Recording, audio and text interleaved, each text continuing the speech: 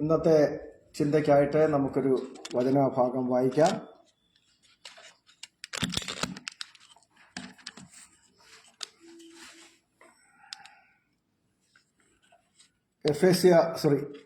തിമോത്തിയോസിന് എഴുതിയ ലേഖനം 6-ാം അധ്യായത്തിൻ്റെ 10-ാം വാക്യം. അപ്പോസ്തലനായ പൗലോസ് തിമോത്തിയോസിന് എഴുതിയ 1-ാം ലേഖനം അതിൻ്റെ 6-ാം അധ്യായം 10-ാം വാക്യം വായിക്കാം.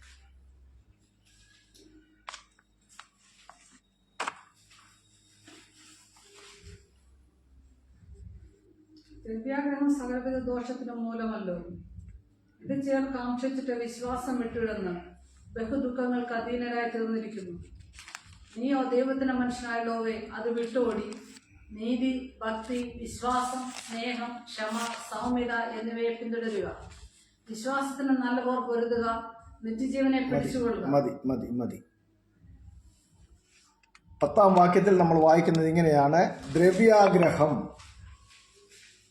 സകലവിധ ദോഷത്തിനും മൂലമല്ലോ. റൂട്ട്. ദ്രവ്യാഗ്രഹം എന്ന് പറയുന്നത് സകലവിധ ദോഷത്തിനും മൂലമാണ്, റൂട്ടാണ് എന്നാണ് അപ്പോസ്തലനായ പൗലോസ് ഇവിടെ പറയുന്നത്. അപ്പോൾ അപ്പോസ്തലനായ പൗലോസ് തിമോത്തിയോസിനോട് ഈ കാര്യം പറയുമ്പോൾ നമ്മൾ മനസ്സിലാക്കേണ്ടത്, ആരാണ് തിമോത്തിയോസ്? തിമോത്തിയോസ് അപ്പോസ്തലനായ പൗലോസ് ക്രിസ്തുവിന്റെ സേവനത്തിനായി വളർത്തിക്കൊണ്ടുവന്ന ദൈവസഭയുടെ ശുശ്രൂഷകനായിരിക്കുന്ന വ്യക്തിയാണ്. അപ്പോൾ ദൈവസഭയുടെ ശുശ്രൂഷകനായി, ക്രിസ്തുവിന്റെ ദാസനായി, ക്രിസ്തുവിന്റെ സേവകനായി അപ്പോസ്തലനായ പൗലോസ് വളർത്തിക്കൊണ്ടുവന്ന തിമോത്തിയോസിനോട് പൗലോസ് ഇക്കാര്യം പറയുമ്പോൾ അതിന്റെ മുൻപിലുള്ള വചനാഭാഗങ്ങൾ കൂടി ചേർത്ത് പഠിക്കുമ്പോഴാണ് നമുക്ക് അക്കാര്യത്തിൽ കൃത്യത വരുന്നത്. 3-ാം വാക്യം മുതൽ നമ്മൾ പരിശോധിക്കണം. ഈ അധ്യായത്തിൽ തിമോത്തിയോസിന് എഴുതിയ 1-ാം ലേഖനം 6-ാം അധ്യായത്തിന്റെ ആരംഭം മുതൽ അവസാനം വരെയുള്ള ഭാഗങ്ങളിൽ അപ്പോസ്തലനായ പൗലോസ് എടുത്തു പ്രഘോഷിക്കുന്ന കാര്യമുണ്ട്.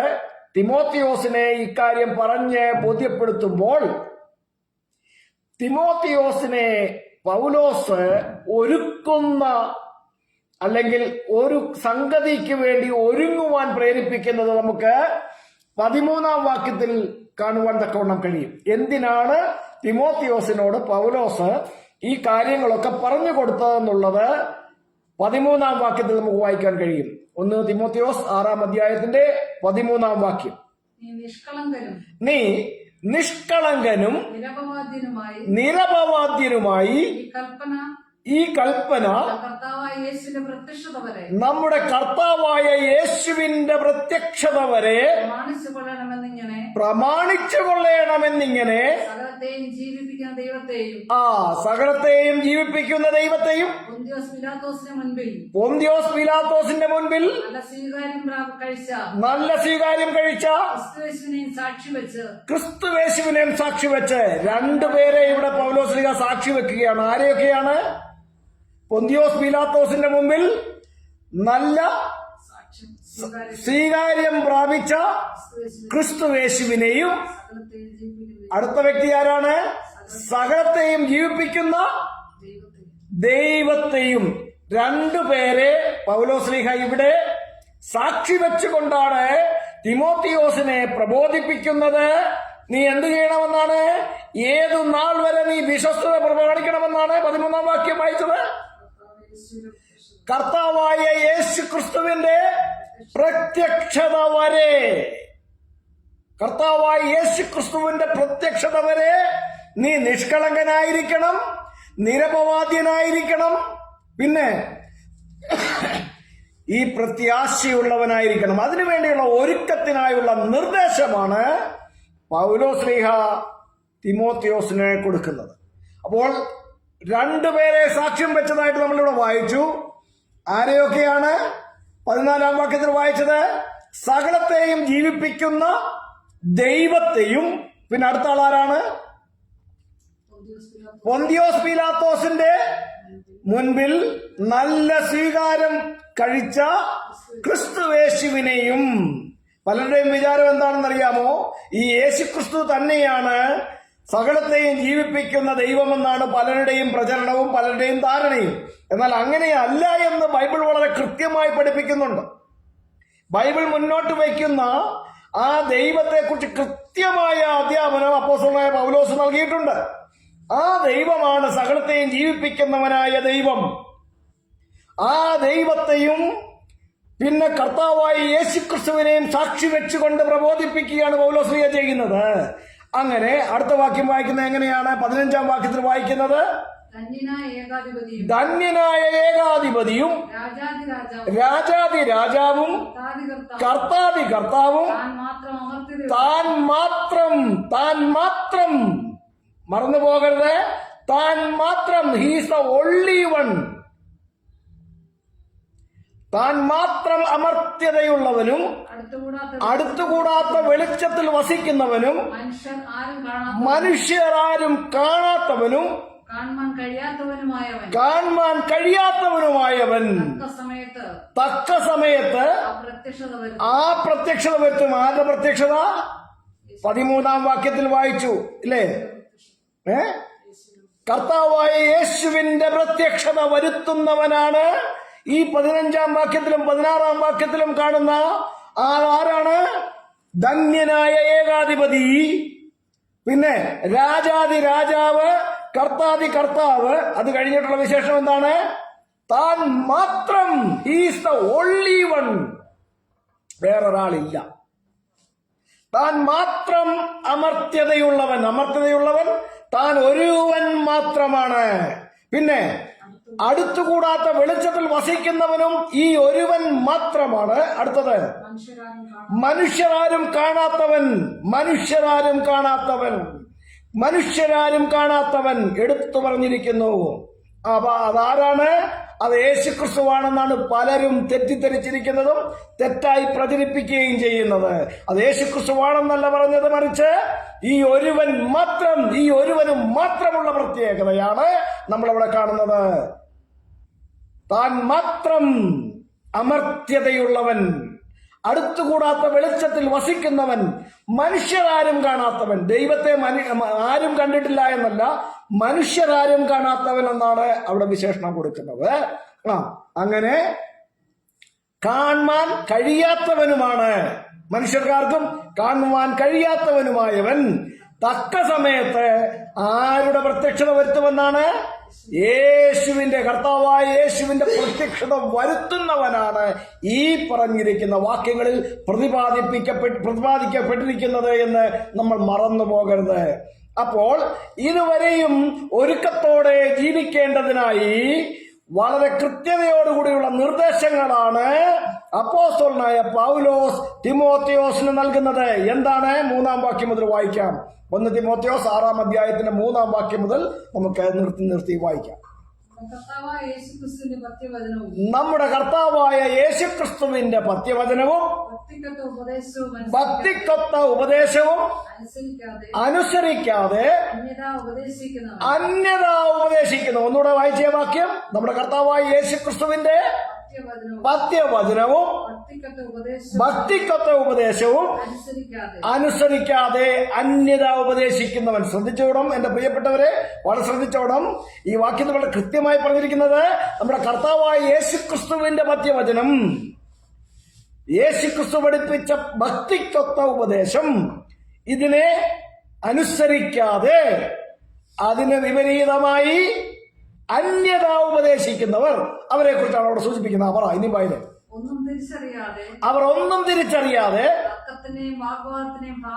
തർക്കത്തിന്റെയും വാഗ്വാദത്തിന്റെയും ഭ്രാന്ത് പിടിച്ച് ചീർത്തിരിക്കുകയാണ്. മനസ്സിലായി? എന്തുകൊണ്ടാണ് പലരും അവരുടെ ഉപദേശ വിശ്വാസങ്ങളെ കുറിച്ച് നമ്മൾ തിരുവെഴുത്തുകളെ പരിശോധിച്ച് മനസ്സിലാക്കിയ സത്യങ്ങൾ നമ്മൾ സംസാരിക്കുമ്പോൾ അവർ ക്രിസ്തുയേശുവിന്റെ ഉപദേശങ്ങളെ നമ്മൾ അവരുടെ മുമ്പിലേക്ക് വയ്ക്കുമ്പോൾ, കർത്താവായ യേശുവിന്റെ പത്യവചനവും ഭക്തിക്കൊത്ത ഉപദേശങ്ങളെയും അവരുടെ മുമ്പിലേക്ക് വയ്ക്കുമ്പോൾ അവർ കേട്ടുപഠിച്ച, അവർക്ക് തോന്നിയതുപോലെയുള്ള, അന്യതായുള്ള ഉപദേശങ്ങളുമായിട്ടാണ് അവർ വരുന്നത്. നമ്മൾ മനസ്സിലാക്കണം, ഇവർ കർത്താവായ യേശുക്രിസ്തുവിന്റെ പത്യവചനവും ഭക്തിക്കത്ത ഉപദേശവും സ്വീകരിക്കാത്തവരാണ്, അതിനോട് അനുസരണം കാട്ടാത്തവരാണ്. അവർ തങ്ങൾക്ക് തോന്നിയതുപോലെയുള്ള ഉപദേശങ്ങൾ, അതാണ് അവിടെ പറഞ്ഞിരിക്കുന്നത്. എന്താണ്? അന്യത ഉപദേശിക്കുന്നവർ. അവരൊന്നും തിരിച്ചറിയാത്തവരാണ്. തർക്കത്തിന്റെയും വാഗ്വാദത്തിന്റെയും ഭ്രാന്ത് പിടിച്ചവരാണ്. അവർ അങ്ങനെ ചീർത്തിരിക്കുന്നവരാണ്. അടുത്തത്, അവയാൽ അസൂയ, ശണ്ഠ, ദൂഷണം, ദുസംശയം, ദുർബുദ്ധികളും സത്യത്യാഗികളുമായ മനുഷ്യരുടെ വ്യർത്ഥവാദം എന്നിവ ഉളവാക്കുന്നു. ഇപ്പൊ മനസ്സിലായോ എന്റെ പ്രിയ സഹോദരങ്ങൾക്ക് എന്തുകൊണ്ടാണ് ഇവരൊക്കെ ഇങ്ങനെ അടിസ്ഥാനമില്ലാത്ത വിപരീത ഉപദേശങ്ങൾക്ക് വേണ്ടി ഇങ്ങനെ ബഹളം വെച്ചുകൊണ്ടിരിക്കുന്നതെന്ന് മനസ്സിലായോ? അലറിക്കൂവിയിട്ടൊന്നും ഒരു കാര്യവുമില്ല. പറയുന്ന ഉപദേശങ്ങളെ ക്രിസ്തുവേശുവിന്റെ ഉപദേശങ്ങൾ ആണെന്ന് കാണിക്കുവാനുള്ള തെളിവ് മുന്നോട്ട് വെച്ചുകൊണ്ട് വേണം പഠിപ്പിക്കേണ്ടത്. അതിനു കഴിയാതെ വരുമ്പോൾ അവരിങ്ങനെ വ്യർത്ഥ വാഗ്വാദത്തിന്റെ, വ്യർത്ഥ ഉപദേശങ്ങളുടെ, വ്യർത്ഥ വ്യാഖ്യാനങ്ങളുടെ ആ ഒരു ഭ്രാന്ത് പിടിച്ചിട്ട് ചീർത്തിരിക്കുകയാണ് എന്നാണ് പൗലോസ് പറയുന്നത്. തുടർന്ന് വായിക്കാം. അവരുടെ പ്രശ്നം എന്താണെന്ന് അറിയാമോ? അവർ ദൈവഭക്തിയെ ആദായ സൂത്രമെന്ന് വിചാരിക്കുന്നു. ഇപ്പൊ മനസ്സിലായോ? ആദായ സൂത്രമാണ് ഇവർക്ക് ഈ ദൈവഭക്തി എന്ന് പറയുന്നത്. ജനങ്ങളുടെ മുമ്പിൽ തങ്ങൾ ഭക്തരാണെന്നുള്ള പ്രഹസനം നടത്തി അവരുടെ ഉദരപൂരണം, അവരുടെ ഭൗതിക സമ്പത്തുകൾക്ക് വേണ്ടിയുള്ള പ്രയത്നങ്ങൾ, ഇവയാണ് അടിസ്ഥാന കാരണം. അല്ലാതെ ക്രിസ്തുവേശുവിന്റെ ഉപദേശമൊന്നും ഇവരെ സംബന്ധിച്ചൊരു വിഷയമേ അല്ല. യേശു ക്രിസ്തുവിനെ അയച്ച പിതാവാണ് ഒരേ ഒരു സത്യദൈവമെന്ന് വെടിപ്പായി ദൈവപുത്രൻ പറഞ്ഞത് വിശുദ്ധ വേദപുസ്തകത്തിൽ തെളിവായി യോഹന്നാൻ 17:3 കിടക്കുമ്പോൾ അതിന്റെ മേൽ അവർക്ക് യാതൊന്നും പറയാനില്ലാതെ അവരോടുന്ന ഓട്ടം അവരെന്താണെന്നാണ് നമ്മൾ വായിച്ചത്.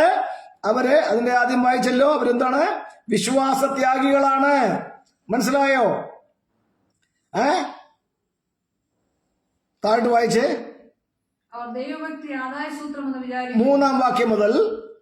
നമ്മുടെ കർത്താവായ യേശു ക്രിസ്തുവിന്റെ പത്യവചനവും ഭക്തിക്കുള്ള ഉപദേശവും അനുസരിക്കാത്തവരാണ്, അന്യത ഉപദേശിക്കുന്നവരാണ്. മനസ്സിലായോ? അവർ ഒന്നും തിരിച്ചറിയാത്തവരാണ്. എന്താണെന്നറിയാമോ? അവർ അറിഞ്ഞാലും തിരിച്ചറിയത്തില്ല. കാരണം അവർക്ക് അറിയേണ്ട ആവശ്യമില്ല. കാരണം എന്താണ്?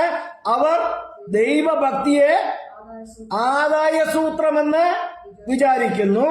ഇനി അടുത്ത ഒരു പ്രയോഗം കൂടെ പൗലോസ് അവിടെ പറയുന്നു. എന്താണ്? അലംഭാവത്തോടു കൂടിയ ദൈവഭക്തി വലുതായ ആദായമാണ്. മനസ്സിലായോ? കർത്താവായ യേശുക്രിസ്തുവിന്റെ സത്യ ഉപദേശവും കൊണ്ട് ചെന്നാൽ ഒരാദായവും കിട്ടാൻ പോകുന്നില്ല. അതിനെ അവഗണിച്ചുകൊണ്ട്, ജനങ്ങളുടെ കണ്ണിൽ പൊടിയിട്ടുകൊണ്ട്, അന്ധകാരം വ്യാപരിപ്പിച്ചുകൊണ്ട് ഇവരെ പ്രചരിപ്പിക്കുന്ന വ്യാജങ്ങളിൽ ഭോഷ്ക്ക് വിശ്വസിക്കുമാറ് അന്ധത ബാധിച്ചിരിക്കുന്ന ആളുകളെ വശീകരിച്ച് ആദായമുണ്ടാക്കുകയാണ് ഇവരുടെ ലക്ഷ്യം. അലംഭാവത്തോടു കൂടിയ ദൈവഭക്തി വലിയ ആദായമാണെന്ന് പൗലോസ്ലീഹ സമ്മതിക്കുന്നുണ്ട്. അടുത്തത്, പൗലോസ്ലീഹ തിമോഥെയോസിന് പറഞ്ഞു കൊടുക്കുകയാണ്, നീ അവരെ പോലെ ആകരുത്. എന്ത് ചെയ്യണം? നീ മനസ്സിലാക്കണം, ഈ ലോകത്തിലേക്ക് നമ്മളൊന്നും കൊണ്ടുവന്നിട്ടില്ല. അടുത്തത്, ഇവിടെ നിന്ന് നമ്മൾ യാതൊന്നും കൊണ്ടുപോകുന്നതുമില്ല. ശ്രദ്ധിച്ചോ, ഉണ്മാനും ഉടുപ്പാനും ഉണ്ടെങ്കിൽ മതിയെന്ന് വിചാരിക്കുക. അടുത്തത്, ധനികന്മാരാകുവാൻ ആഗ്രഹിക്കുന്നവർ പരീക്ഷയിലും കണിയിലും കുടുങ്ങുകയും സംഹാരനാശങ്ങളിൽ മുങ്ങിപ്പോകുവാൻ ഇടവരികയും മൗഢ്യവും ദോഷകരമായ പല മോഹങ്ങൾക്കും ഇരയായി തീരുകയും ചെയ്യുന്നു. ഞാൻ ഉദാഹരണങ്ങൾ ഒന്നും ചൂണ്ടിക്കാണിക്കാൻ ആഗ്രഹിക്കുന്നില്ല. അതൊക്കെ നിങ്ങൾ കണ്ടെത്തിക്കണം. ഇവിടെ തിരുവെഴുത്തുകളെ മാത്രമാണ് നമ്മൾ പറയുന്നത്. അവരെ സംബന്ധിച്ച് അവർ ഇങ്ങനെയുള്ള ആൾക്കാർ സംഹാരനാശങ്ങളിൽ മുങ്ങിപ്പോകുവാനിട വരുന്ന മൗഢ്യവും ദോഷകരവുമായ പല മോഹങ്ങൾക്കും ഇരയായിത്തീരുന്നു എന്നാണ് ഇവിടെ വായിച്ചത്. മനസ്സിലായോ? തമ്മിൽ കൊല്ലുവാൻ എന്തിനു വേണ്ടിയാണ്? ഈ ആദായ സൂത്രത്തോടുള്ള ബന്ധത്തിൽ, ഈ സമ്പത്തിനു വേണ്ടി തമ്മിൽ കൊല്ലുവാൻ തക്കവണ്ണം ഒരുങ്ങിയിരിക്കുന്ന ആ ഒരു അനുഭവത്തിലേക്ക്, ഒരു അവസ്ഥയിലേക്ക് ഇവർ എത്തിപ്പെടുകയാണ്. കാരണം എന്താണ്? ദ്രവ്യാഗ്രഹം സകലവിധ ദോഷത്തിനും മൂലമല്ലോ.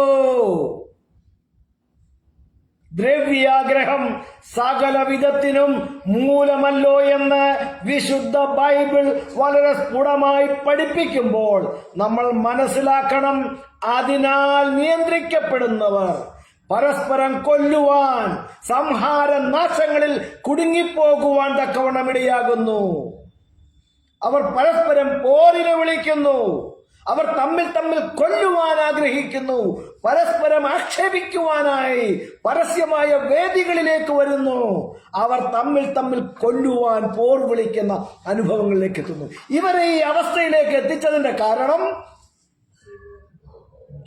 ദ്രവ്യാഗ്രഹമാണ്. ദ്രവ്യാഗ്രഹം സകലവിധ ദോഷത്തിനും അടിസ്ഥാനമാണ്, മൂലമല്ലോ. That is the root for everything. അത് ദൈവഭക്തിയെ ഇവർ ആദായ സൂത്രമായി പരിഗണിക്കുന്നു. മനസ്സിലായോ?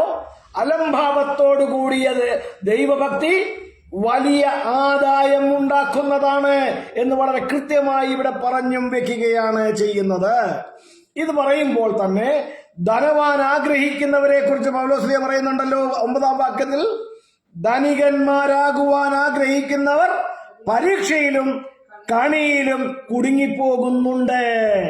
പരീക്ഷയിലും കണിയിലും കുടുങ്ങിപ്പോകുന്നത് ധനവാന്മാരാകുവാൻ ആഗ്രഹിക്കുന്നവരാണ് എന്ന് പറയുമ്പോൾ ഈ ലോകത്തിൽ ധനവാന്മാരില്ലേ? ധനവാന്മാരുണ്ട്. അങ്ങനെയുള്ളവരെ കുറിച്ച് കൂടി, വിശ്വാസികളും ഭക്തരുമായ ധനവാന്മാരെ കുറിച്ച്, അവരെ കുറിച്ച് എന്താണ് ചെയ്യേണ്ടതെന്നുള്ള നിർദ്ദേശം കൂടി പൗലോസ് ഈ അധ്യായത്തിൽ കൊടുക്കുന്നത് നമുക്ക് കാണുവാൻ തക്കോണം കഴിയും. വാക്യം 17. ഈ ലോകത്തിലെ ധനവാന്മാരോട് നിങ്ങൾ ഉന്നതഭാവം കൂടാതെ ഇരിക്കണം. നിശ്ചയമില്ലാത്ത ധനത്തിലല്ല, നമുക്ക് സകലവും ധാരാളമായി അനുഭവിപ്പാൻ തരുന്ന ദൈവത്തിൽ ആശ വെപ്പാനും നന്മ ചെയ്യുവാനും സകല പ്രവൃത്തികളിൽ സൽപ്രവൃത്തികളിൽ സമ്പന്നരായി ദാനശീലരും ഔദാര്യമുള്ളവരുമായി സാക്ഷാലുള്ള ജീവൻ എന്ന് പറയുന്നത് നിത്യജീവനാണ്. അനി പറയ്ക്ക് വരും കാലത്തേക്ക് നല്ലൊരു അടിസ്ഥാനം നിക്ഷേപിച്ചു കൊള്ളുവാനും ആജ്ഞാപിക്കുക. പൗലോസ്ലീഹ തിമോത്തിയോസിന് പറഞ്ഞു കൊടുക്കുകയാണ്, ഈ ലോകത്തിലെ ധനവാന്മാർ എന്തു ചെയ്യണമെന്ന്.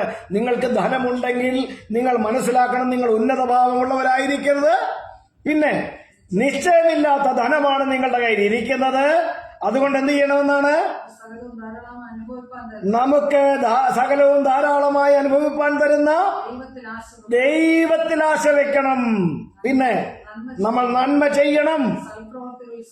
സൽപ്രവൃത്തി ചെയ്യുന്ന കാര്യത്തിൽ നമ്മൾ ഒട്ടും ലുബ്ധന്മാരാകരുതെന്ന്, പിശുക്ക് കാണിക്കരുതെന്ന്. നമ്മൾ സമ്പന്നരായിരിക്കണം സൽപ്രവൃത്തികളിൽ.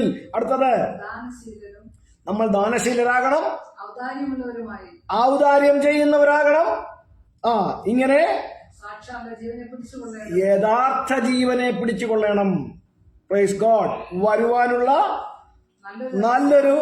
വരുവാനുള്ള കാലത്തേക്ക് നല്ലൊരു അടിസ്ഥാനമുള്ളവരായി നാം ഇരിക്കണമെന്നാണ് പൗലോസ്ലീഹ തിമോത്തിയോസിനോട് പറഞ്ഞു കൊടുക്കുന്നത്. ഇങ്ങനെ വേണം നീ ഈ ലോകത്തിലെ ധനവാന്മാർക്ക് ഉപദേശിച്ചു കൊടുക്കുവാൻ. എത്ര കൃത്യമായ ഉപദേശമാണ് പൗലോസ്ലീഹ മുന്നോട്ട് വയ്ക്കുന്നതെന്ന് മനസ്സിലാക്കണം. അപ്പോൾ നമ്മൾ വായിച്ചതായ മൂല വാക്യത്തിൽ ഇങ്ങനെയാണ് നമ്മൾ മനസ്സിലാക്കുന്നത്. ഇത്തരത്തിലുള്ള ഉപദേശങ്ങളെയെല്ലാം മുന്നോട്ട് വെച്ച് തിമോത്തിയോസിനെ ഒരുക്കിക്കൊണ്ട് എടുത്തു പറയുന്ന വിഷയമാണ് നമ്മൾ കുറിവാക്യമായിട്ട് വായിച്ചത്. 10-ാം വാക്യം എന്താണ്? ദ്രവ്യാഗ്രഹം സകലവിധ ദോഷത്തിനും മൂലമല്ലോ. ഇത് ചിലര് കാക്ഷിച്ചിട്ട് ദ്രവ്യാഗ്രഹമുള്ളവരായി തീർന്നിട്ട് അവരെന്ത് ചെയ്യുന്നു എന്നാണ്? വിശ്വാസം വിട്ടുഴന്ന് ബഹുദുഃഖങ്ങൾക്ക് അധീനരായി തീർന്നിരിക്കുന്നു. മനസ്സിലായോ? ദ്രവ്യാഗ്രഹം സകലവിധ ദോഷത്തിനും മൂലമല്ലോ. ആ ദ്രവ്യം ആഗ്രഹിച്ചിട്ട്, സമ്പന്നരാകുവാൻ ആഗ്രഹിച്ചിട്ട് അവർക്ക് എന്ത് സംഭവിച്ചു? അവർ വിശ്വാസം വിട്ടകന്ന് അനേക തരത്തിലുള്ള ദുഃഖങ്ങൾക്ക് അധീനരായി തീർന്നിരിക്കുന്നു. മനസ്സിലായോ? വളരെ ശ്രദ്ധിക്കേണ്ട വിഷയമാണ്. സാമൂഹ്യ മാധ്യമങ്ങളിൽ ഇന്ന് ഈ ഒരാഴ്ചയായിട്ട് വലിയ കോലാഹലങ്ങൾ സൃഷ്ടിച്ചുകൊണ്ടിരിക്കുന്ന സംഭവ വികാസങ്ങളെ നമ്മളൊക്കെ കണ്ടുകൊണ്ടിരിക്കുകയാണ്. വളരെ സാക്ഷ്യമുള്ളവരെന്നും വലിയ ആൾക്കാരെ ഉപദേശിക്കുന്നവരെന്നും ഒക്കെ ജനങ്ങളുടെ മുമ്പിൽ എല്ലാവരും പ്രതീക്ഷിച്ചിരുന്ന നല്ല ഉത്തമ മാതൃകാപരമായ ജീവിതം നയിക്കുന്നവരെന്നൊക്കെ പലരും ധരിച്ചു പോന്നിരുന്ന ഒരു കുടുംബത്തെക്കുറിച്ച് സാമൂഹ്യ മാധ്യമങ്ങളിൽ നമ്മൾ ഇന്ന് കണ്ടുകൊണ്ടിരിക്കുന്ന സംഗതികള്, ഇതൊന്നും ഒരു പുതിയ കാര്യമല്ല. ഇതൊക്കെ സംഭവിക്കുമെന്നുള്ളത്, ഇതിന്റെയൊക്കെ മൂല കാരണം എന്താണെന്നുള്ളത് നമ്മളാരും എടുത്തു പറയേണ്ട കാര്യമില്ല. വിശുദ്ധ ബൈബിൾ വളരെ കൃത്യമായി എടുത്തു പറഞ്ഞിരിക്കുന്ന വിഷയമാണ്. ദ്രവ്യാഗ്രഹം സകലവിധ ദോഷത്തിനും മൂലമല്ലോ. ഇത് കാക്ഷിച്ചിട്ട് ചിലർ വിശ്വാസം വിട്ടുഴന്ന് ബഹുദുഃഖങ്ങൾക്ക് അധീനരായി തീർന്നിരിക്കുന്നു. എന്റെ പ്രിയ സഹോദരങ്ങളെ, എന്റെ പ്രിയരെ, നാം വളരെ സൂക്ഷ്മതയോടെ യഥാർത്ഥ ജീവന് വേണ്ടി വരുവാനുള്ള കാലത്തേക്ക് നല്ലൊരടിസ്ഥാനമുള്ളവരായി നമ്മുടെ കർത്താവായ യേശുക്രിസ്തുവിന്റെ പ്രത്യക്ഷത വരെയും നല്ല സാക്ഷ്യമുള്ളവരായി മുന്നോട്ട് പോകേണ്ടത് വളരെ ആവശ്യമാണ്. ഒന്നുകൂടി നമ്മൾ 13-ാം വാക്യം വായിക്കുന്നു. നീ നിഷ്കളങ്കനും നിരപവാദ്യനുമായി ഈ കൽപ്പന നമ്മുടെ കർത്താവായ യേശുവിന്റെ പ്രത്യക്ഷത വരെ പ്രമാണിച്ചു കൊള്ളണമെന്ന് രണ്ടുപേരെ സാക്ഷ്യപ്പെടുത്തിക്കൊണ്ടാണ് പൗലോസ് ഉദ്ബോധിപ്പിക്കുന്നത്. ആരെയൊക്കെയാണ്? സകലത്തെയും ജീവിപ്പിക്കുന്ന ദൈവത്തെയും പൊന്തിയോസ് പീലാത്തോസിന്റെ നാളിൽ മുൻപിൽ നല്ല സ്വീകാരം പ്രാപിച്ച കർത്താവായ യേശുക്രിസ്തുവിനെയും സാക്ഷി വെച്ചുകൊണ്ട് പൗലോസ് തിമോത്തിയോസിനോട് ആജ്ഞാപിക്കുകയാണ്. എന്റെ പ്രിയ പൈതലേ, ദ്രവ്യാഗ്രഹം സകല ദോഷത്തിനും മൂലമാണ്. അതുകൊണ്ട് നീ അത് കാക്ഷിക്കുന്നവനാകാതെ നല്ല സാക്ഷ്യം കൊണ്ടുകൊണ്ട് നീ വിശ്വാസം വിട്ടകന്നു പോകാതെ, നീ ബഹുദുഃഖങ്ങൾക്ക് അധീനനായി പോകാതെ, നീ ഇതിനെ മുറുകെ പിടിച്ചുകൊണ്ട് ക്രിസ്തുവേശുവിന്റെ പദ്യവചനങ്ങൾക്കൊത്തവണ്ണം, ക്രിസ്തുവേശുവിന്റെ ഭക്തിക്കൊത്ത ഉപദേശത്തിനൊത്തവണ്ണം നിന്റെ വിശ്വാസ ജീവിതത്തെ ചിട്ടയോടെ ഉറപ്പോടെ നീ മുന്നോട്ട് കൊണ്ടുപോകണം. നമ്മുടെ കർത്താവായ യേശുവിന്റെ പ്രത്യക്ഷത വരെ നാം കാത്തിരിക്കുന്ന കർത്താവായ യേശു ക്രിസ്തുവിന്റെ ആ പ്രത്യക്ഷത വരുത്തുന്നവനായ നമ്മുടെ ദൈവത്തെ പൗലോസ് അവിടെ എടുത്തു പറയുകയും ചെയ്തിട്ടുണ്ട്. ആകയാൽ എന്റെ പ്രിയ സഹോദരങ്ങളെ, 1-2 വാക്യഭാഗങ്ങൾ കൂടി എടുക്കാനുണ്ടെങ്കിലും ഇന്ന് സമയം മുന്നോട്ട് പോകുന്നതുകൊണ്ട് നമുക്ക് ആ ഭാഗത്തേക്ക് പോകുവാൻ കഴിയുന്നില്ല. അടുത്ത ദിവസം ദൈവം അനുവദിച്ചാൽ ആ ഭാഗങ്ങൾ കൂടി ടച്ച് ചെയ്തതിന്റെ തുടർച്ചയായിട്ട് നമുക്ക് മുന്നോട്ട് പോകാമെന്ന് ആഗ്രഹിക്കുന്നു. നമ്മുടെ ഹൃദയങ്ങളെ ദൈവവചനത്തിന്റെ മുൻപിൽ ഏകാഗ്രമാക്കാം. സമർപ്പണത്തോടെ നമ്മുടെ വിശ്വാസ ജീവിതം ചിട്ടയോടെ കർത്താവായ യേശു ക്രിസ്തുവിന്റെ പദ്യവചനത്തിനൊത്തവണ്ണം ഭക്തിക്കൊട്ട ഉപദേശം മുറുകെ പിടിച്ചുകൊണ്ട് നാം നമ്മുടെ വിശ്വാസ ജീവിതത്തെ മുറുകെ പിടിച്ചുകൊണ്ട് നമ്മുടെ ചുവടുകളെ ഉറപ്പിച്ചുകൊണ്ട് സത്യവിശ്വാസത്തിൽ ജയാളികളായി മുന്നേറുവാൻ നമ്മേവരെയും സർവശക്തനായ ദൈവം സഹായിക്കട്ടെ. പ്രാർത്ഥനയ്ക്കായിട്ട് നമ്മളുടെ തലകളെ ദൈവവസനത്തിൽ വണക്കാം. ഹൃദയങ്ങളെ ഏകാഗ്രമാക്കി നമുക്ക് കേൾക്കപ്പെട്ട വചനങ്ങളുടെ മുമ്പിൽ സമർപ്പിച്ച് പ്രാർത്ഥിക്കാം. നമ്മെല്ലാവരും പ്രാർത്ഥനയോടെ ദൈവസന്നിധിയിലായിരിക്കുമ്പോൾ തോമസ് ഊട്ടിയച്ചായൻ ശബ്ദമുയർത്തി പ്രാർത്ഥിക്കും. Praise God. ഹല്ലേലൂയ.